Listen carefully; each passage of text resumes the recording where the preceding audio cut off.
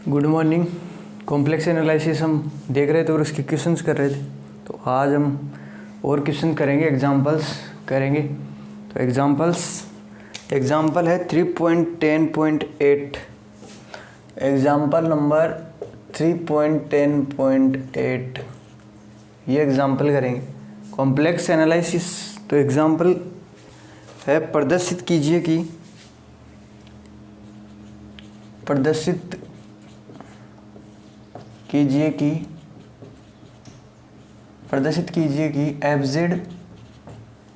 F Z equal to U plus iota V, और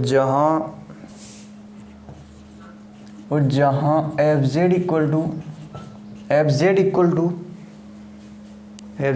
to है X cube और 1 plus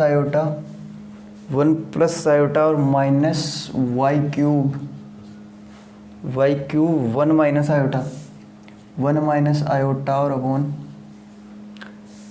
x square plus Y square, तथा Z not tends to zero, मतलब जेड क्या नहीं है, जीरो नहीं है। F zero equal to zero सतत है और कॉची रीमान को मूल बिंदु पर संतुष्ट करता है, और कॉची रीमान समीकरण को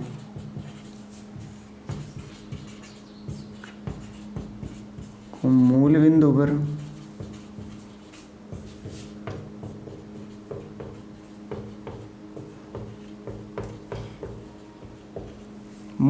क्या करता है, संतुष्ट करता है।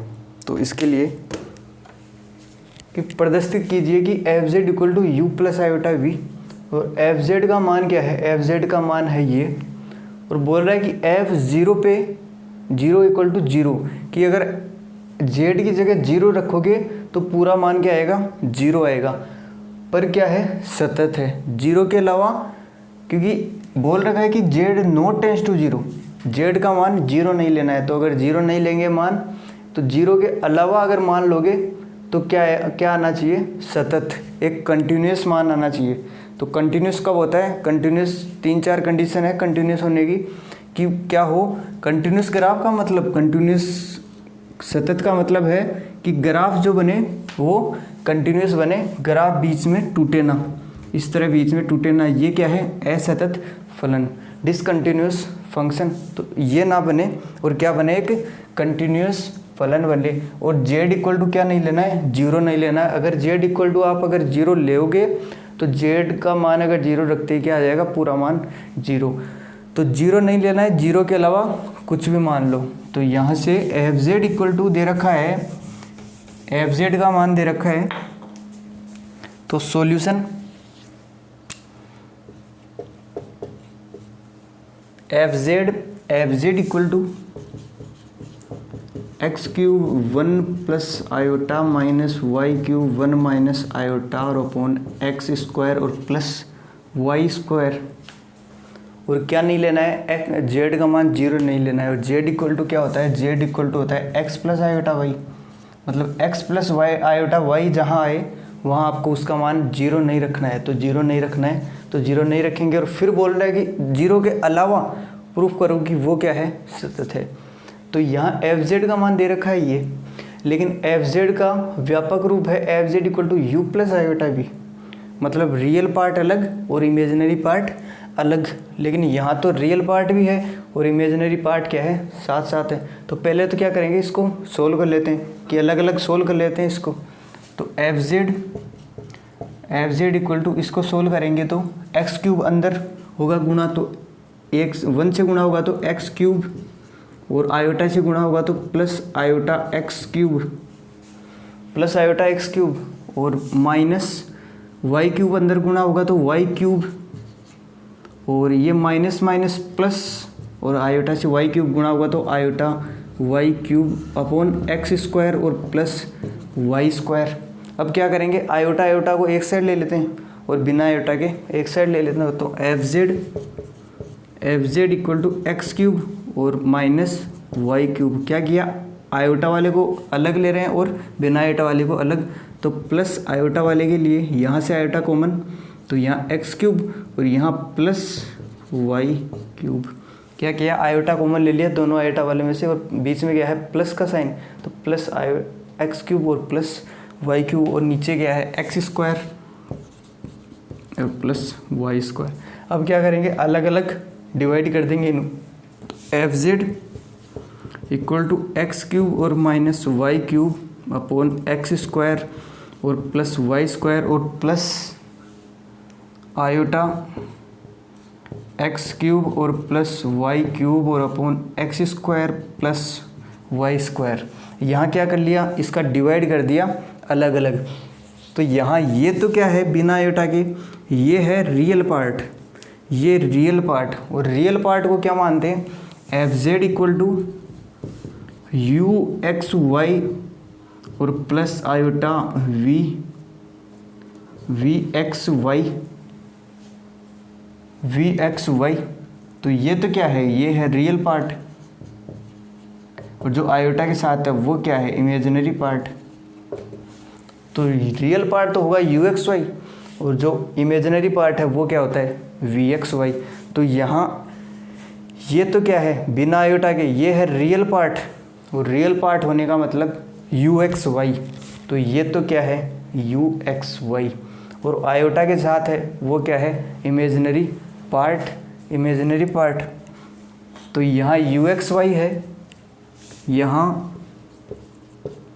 यू एक्स वाई, तो यू एक्स वाई है X cube minus Y cube और upon x square plus Y square, क्योंकि ये आयोटा के बिना है, और ये क्या है रियल पार्ट, और रियल पार्ट क्या होता है यू, तो ये क्या है यू एक्स वाई, और इमेजिनरी पार्ट का मतलब वी एक्स वाई, तो वी एक्स वाई का मान है एक्स क्यूब और प्लस वाई क्यूब और अपॉन एक्स स्क्वायर और प्लस वाई स्क्वायर। हमें क्या चाहिए, हमें बताना है कि एफ जेड क्या है, कंटिन्यूस फलन है, सतत फलन है। तो उसके लिए एफ जेड सतत है, तो एफ जेड को सतत होने के लिए ये पार्ट रियल पार्ट भी सतत होना चाहिए और इमेजिनरी पार्ट भी क्या होना चाहिए, सतत होना चाहिए। तो रियल पार्ट को सतत होने के लिए क्या ये रियल पार्ट इसका सतत है, ये रियल पार्ट सतत है, ये सतत है क्यों, क्योंकि यहाँ अंश में क्या है X cube minus Y cube, ये क्या है एक बहुपद फलन, और इसमें अगर आप x और y के मान चेंज करते जाओगे तो हर मान पे एक पॉइंट मिलता जाएगा, और upon x square plus Y square, ऊपर भी बहुपद और नीचे भी बहुपद, तो इसका अगर आगे सोल्व करेंगे तो एक बहुपद आएगा। तो बहुपद क्या होता है, हमेशा बहुपद फलन हमेशा क्या होते हैं, कंटिन्यूस फलन होते हैं। बहुपद फलन हमेशा क्या होते हैं, कंटिन्यूस फलन।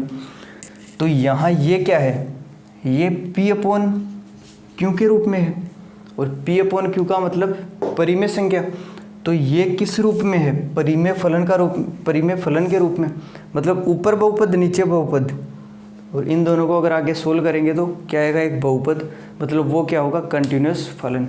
लेकिन ये उस तरह देखें कि ये p अपॉन क्यू के रूप में है, ये क्या है, परिमेय फलन, और परिमेय फलन हमेशा क्या होते हैं, कंटिन्यूस होते हैं। तो ये क्या हुआ फिर, कंटिन्यूस मतलब सतत। तो यू एक्स वाई का मतलब रियल पार्ट, यहाँ रियल पार्ट क्या हुआ, सतत, तो यू एक्स वाई सतत, तो X square minus Y square upon x square plus Y square, ये रियल पार्ट क्या हो गया, सतत।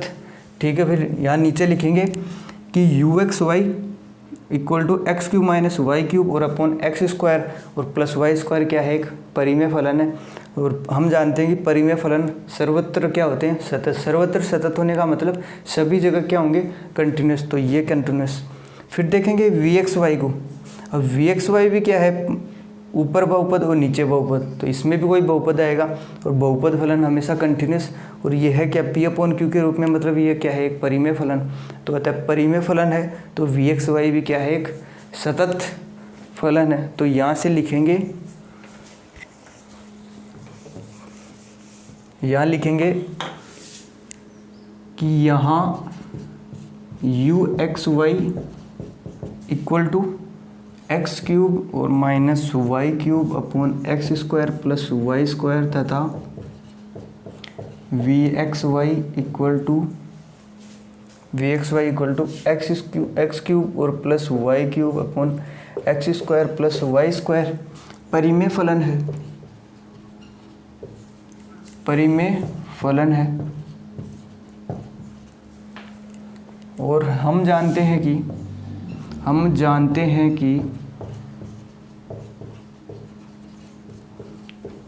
परिमेय फलन सर्वत्र सतत होते हैं।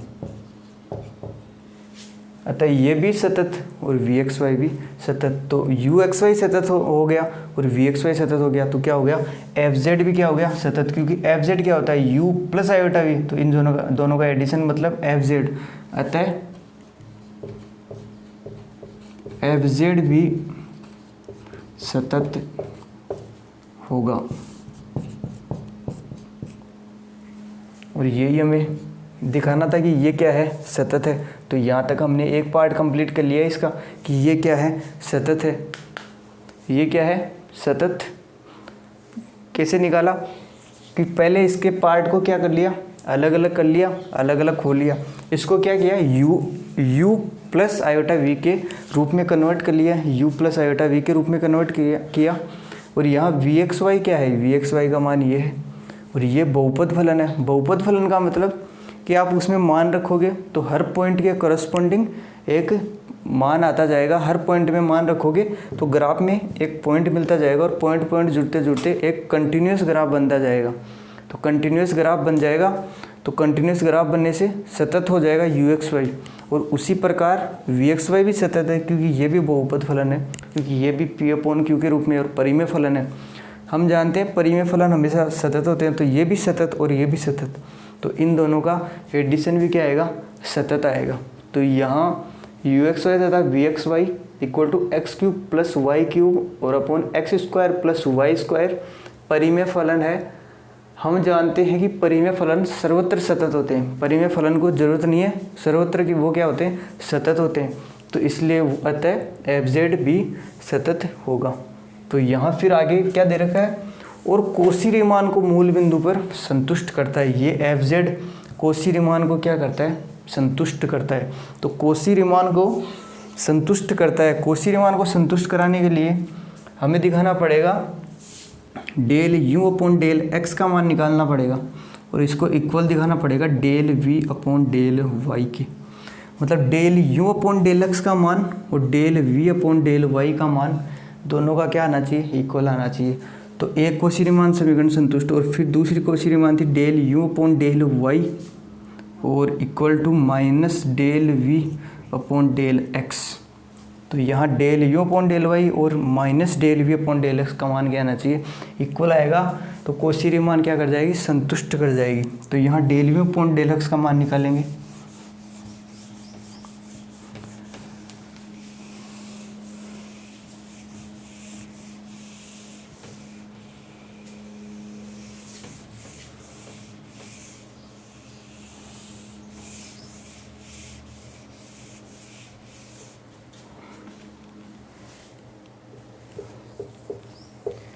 और मूल बिंदु पर संतुष्ट करता है। मूल बिंदु का मतलब 0 0 पे, मतलब टेंस टू किसकी तरफ जाना है, 0 की तरफ। तो 0 की तरफ जाने के लिए हमें del U upon del X निकालना पड़ेगा। और del U upon del X का फॉर्मूला निकालने के लिए हमने पहले पढ़ा था अवकलनीयता के लिए कि एफ जेड नोट का फॉर्मूला होता है limit Z tends to Z note और एफ जेड और माइनस एफ जेड नोट और upon Z minus Z naught. यहाँ से अब यहाँ क्या है, F dash Z equal to limit Z tends to Z naught F Z minus F Z note और upon Z minus Z zero. अब यहाँ एफ डैश जेड नोट का मतलब क्या है, डैश का मतलब क्या है, डैश का मतलब उसका अवकलन, और अवकलन क्या होगा, अवकलन होगा आंशिक अवकलन। तो यहाँ डेल, जैसे मान लो x के रेस्पेक्ट में कर रहे हैं तो डेल f यहाँ डेल एफ आएगा क्योंकि फंक्शन क्या है यहाँ एफ, तो del F upon del X है जैसे मान लो। और बिंदु जेड नोट पे निकाल रहे हैं, बिंदु जेड नोट का मतलब जेड नोट पे हम जा रहे हैं, तो जेड नोट की तरफ ही तो जा रहे हैं हम, जेड से लेके और जेड नोट पे हम जा रहे हैं। तो यहाँ जेड नोट तो इक्वल टू आएगा ये limit Z tends to Z not आएगा और एफ जेड और माइनस एफ जेड नोट और upon Z minus Z note.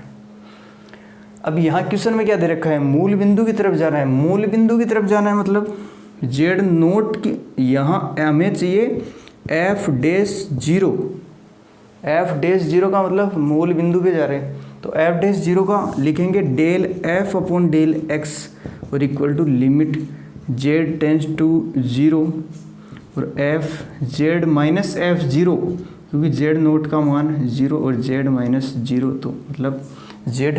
लेकिन हमें तो कोशी रीमान चाहिए, कोशी रीमान के लिए एफ की जगह क्या चाहिए हमें, यू, क्योंकि del U upon del X, del U upon del X का मतलब एफ की जगह यू।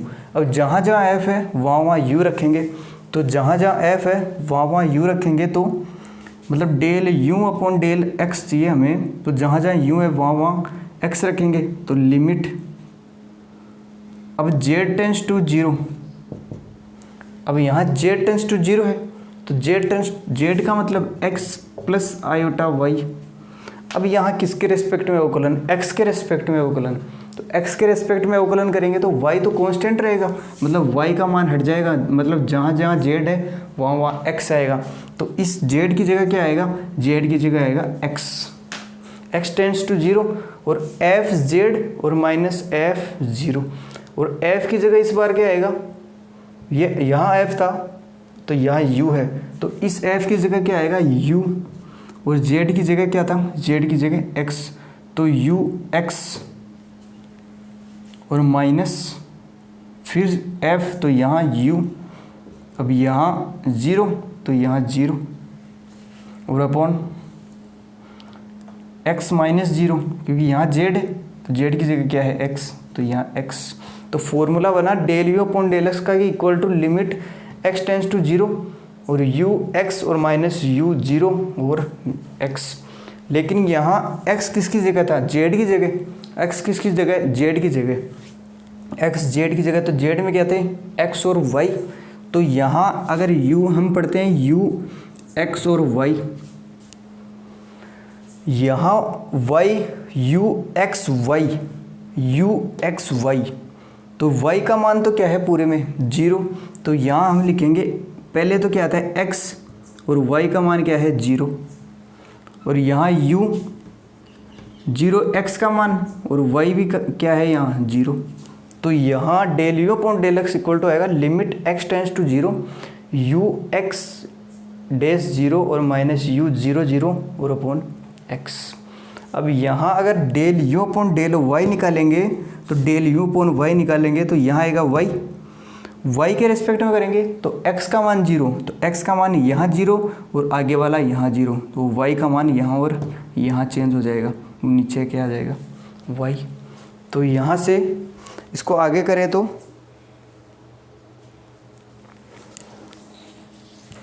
आगे करेंगे del U upon del X, तो del U upon del X का हमने फॉर्मूला निकाला limit x tends to zero u और माइनस u और अपॉन x माइनस जीरो, ये x माइनस जीरो मतलब x।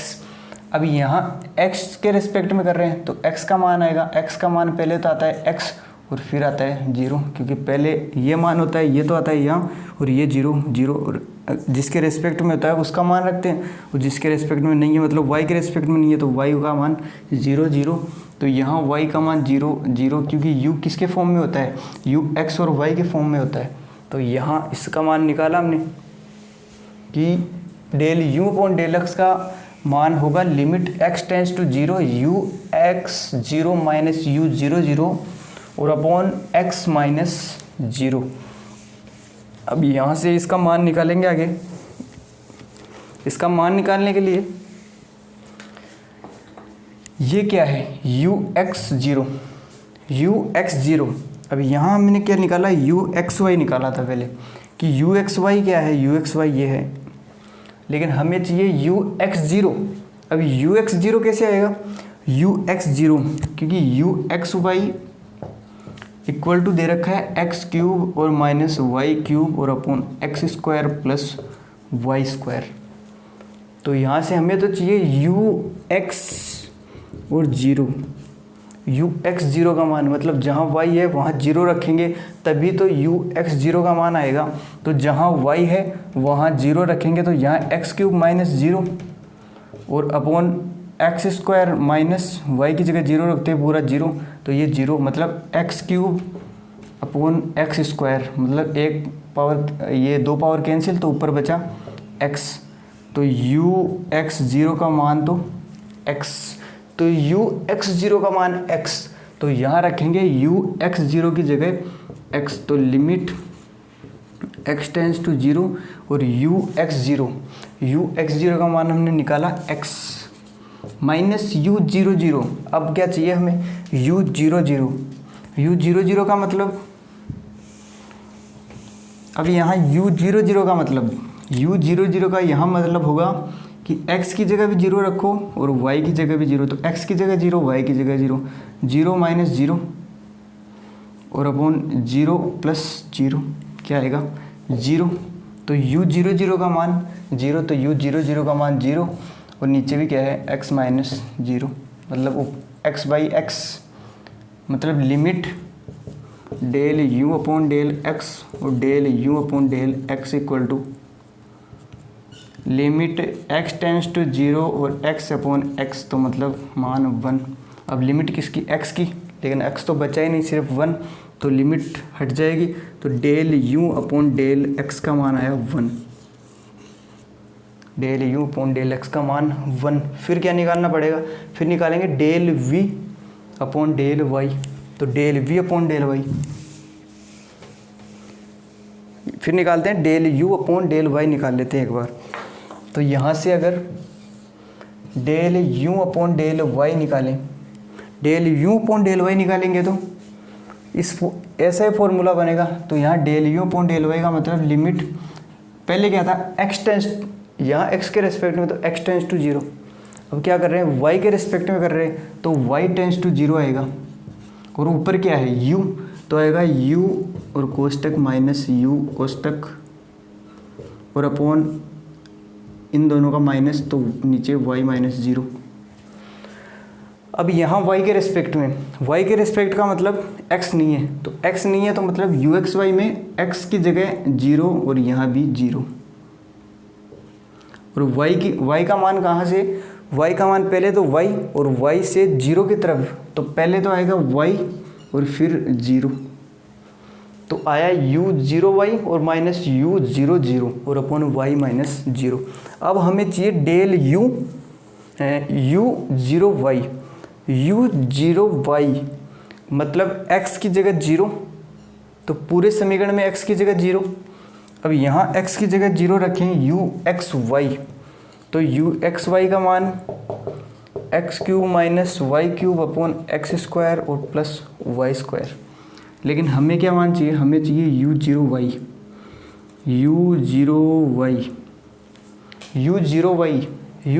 का मतलब x की जगह 0, तो x की जगह 0, तो x की जगह मान पुट करेंगे, तो x की जगह मान पुट किया 0, तो 0 माइनस y की जगह y और अपॉन एक्स क्यूब, x की जगह 0, तो 0 का square 0 plus Y square, y की जगह y ही तो वाई स्क्वायर, तो ऊपर क्या बचा माइनस, और y की दो पावर से दो पावर कैंसिल, तो एक पावर बची माइनस y, तो u0y का मान आया माइनस y। तो यहाँ इसका मान आया लिमिट y टेंस टू 0 और इसका मान माइनस y और माइनस 0 का मान निकालना है। 0 का मतलब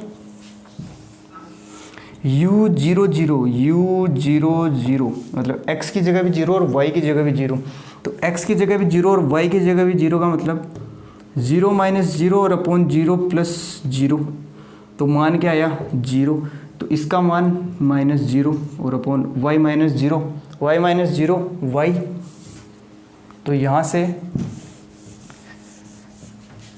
माइनस वाई माइनस 0 का मतलब माइनस वाई, और y से गया y 1 तो -1 और लिमिट किसकी y की, लेकिन y बचा ही नहीं, मान क्या आया -1। तो यहाँ से डेल u और upon del y equal to क्या आया -1। अब क्या निकालना है, u के रेस्पेक्ट में निकाल लिया, u के रेस्पेक्ट में x और u के रेस्पेक्ट में y। अब निकालेंगे del v upon del x, तो del v upon del x। तो यहाँ से del u upon del x का मान तो याद रख लेंगे। अब निकालना है del v upon del x। तो ये क्या है, del v upon del x का मान निकालना है, del v upon del x। Del v upon del x का मतलब उसी तरह का फॉर्मूला बनेगा, अब किसके रेस्पेक्ट में, x के रेस्पेक्ट में। तो लिमिट आएगी x की, x टेंस टू 0, फिर v, यहाँ क्या था u, तो दोनों में u। अब यहाँ क्या है v, तो दोनों में v कोष्टक माइनस v कोष्टक अपॉन x माइनस 0। अब किसके रेस्पेक्ट में, x के रेस्पेक्ट में, तो x टेंस टू 0 जा रहे हैं, x टेंस टू 0 जा रहे हैं, मतलब y नहीं है, तो मतलब y का मान यहाँ भी 0 और यहाँ भी 0। अब x का मान कहाँ से जा रहे हैं, x का मान लेके जा रहे हैं 0 की तरफ, तो पहले आएगा x और फिर आएगा 0। फिर हमें निकालना है vx0। अब vx0 कहाँ से निकलेगा, vx0 यहाँ से निकलेगा vx0, क्योंकि vxy x क्यूब और प्लस y x क्यूब और प्लस यहाँ क्या था x cube plus y cube था शायद, x क्यूब और x क्यूब, हाँ x cube plus y cube. तो यहाँ से x cube plus y cube और अपॉन x स्क्वायर और प्लस y स्क्वायर। अब यहाँ से हमें क्या चाहिए, v, पहले तो चाहिए vx0, vx और 0। vx0 के लिए मतलब x की जगह तो x रखो और 0 की जगह y की जगह 0 रख दो, तो जहाँ जहाँ y है वहाँ 0, तो x क्यूब ये 0, तो मतलब y क्यूब का ये कंप्लीट 0, और नीचे भी ये 0, तो बचा क्या x स्क्वायर। तो यहाँ से एक पावर कैंसिल, दो पावर कैंसिल, तो यहाँ बचा सिर्फ x। तो डेल vx0 का मान आया x, इसका मान क्या आया, लिमिट x टेंस टू 0 और इक्वल टू vx0 का मान निकाला, vx0 का मान आया 0। ये रफ में है पूरा काम, तो इसका मान आया 0 और माइनस v00। अब v00 का मतलब v00 का मतलब x की जगह भी 0 रखो और y की जगह भी 0, x आएगा ना, x आएगा काट। अच्छा x0 का मान क्या आया था x, तो x माइनस v00, तो v00 का मतलब x की जगह भी 0 और y की जगह भी 0, तो x की जगह भी यहाँ भी 0 और 0, मतलब 0 अपॉन नीचे भी 0, तो क्या आया 0। तो v00 का मान क्या आया 0 और नीचे क्या है x माइनस 0, तो x अपॉन x, तो इसका मान क्या आया 1 और लिमिट क्या है x की, लेकिन x सही नहीं तो लिमिट हट जाएगी। तो del v upon del x का मान क्या आया 1। फिर क्या निकालेंगे, del v upon del x निकालिए। अब निकालेंगे del v upon del y, तो del v upon del y निकालेंगे, और तो लिमिट आएगी। अब यहाँ से del u upon del y का मान आया -1, del u upon del y का मान आया -1, del u upon del y का मान आया है -1। और अब क्या निकाल रहे हैं, अब निकाल रहे हैं del v upon del y का मान और निकाल रहे हैं। तो यहाँ से डेल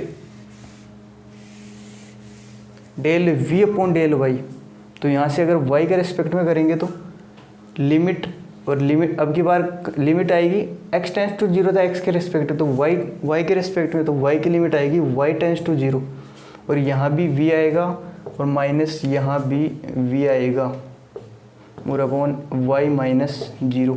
अब v y के रेस्पेक्ट में, तो x का मान दोनों में 0 और y का मान y से 0, तो यहाँ y से 0।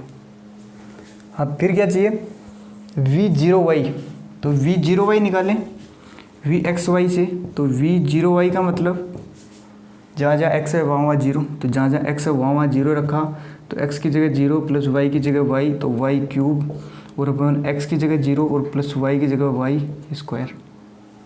अब यहाँ से y जीरो का मतलब कोई मतलब नहीं, तो y cube upon y square, मतलब 2 पावर कैंसिल, तो यहाँ से बचा y, तो v0y का मान आया y, limit y tends to zero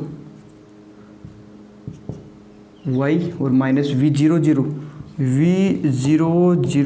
मतलब x की जगह जीरो, y की जगह जीरो, x की जगह जीरो, y की जगह तो जीरो, v0 का मान जीरो और नीचे y minus zero equal to 1। 1 कैसे आया? क्योंकि लिमिट y अपॉन y क्या होगा 1, और लिमिट किसकी है x की, लेकिन 1 पे लिमिट नहीं लगेगी y की, तो मान आया 1। Del v upon del y का मान भी क्या आया 1। अब देखेंगे कोशी रीमान को संतुष्ट करता है क्या। कोशी रीमान के लिए कोशी रीमान समीकरण क्या होती है? कोशी रीमान होती है del u upon del x equal to del v upon del y, पहली समीकरण ये। तो क्या पहली समीकरण सेटिस्फाई हो रही है?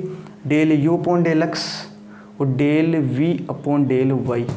Del u upon del x का मान 1 और del v upon del y का मान भी 1, तो यहाँ से इनको समीकरण नंबर दे देंगे और फिर लिखेंगे del u upon del x बराबर 1 और 1 इक्वल टू ही क्या है del v upon del y, क्योंकि del v upon del y का मान भी 1 है और del u upon del x का मान भी 1 है, तो यहाँ से del u upon del x और equal to del v upon del y।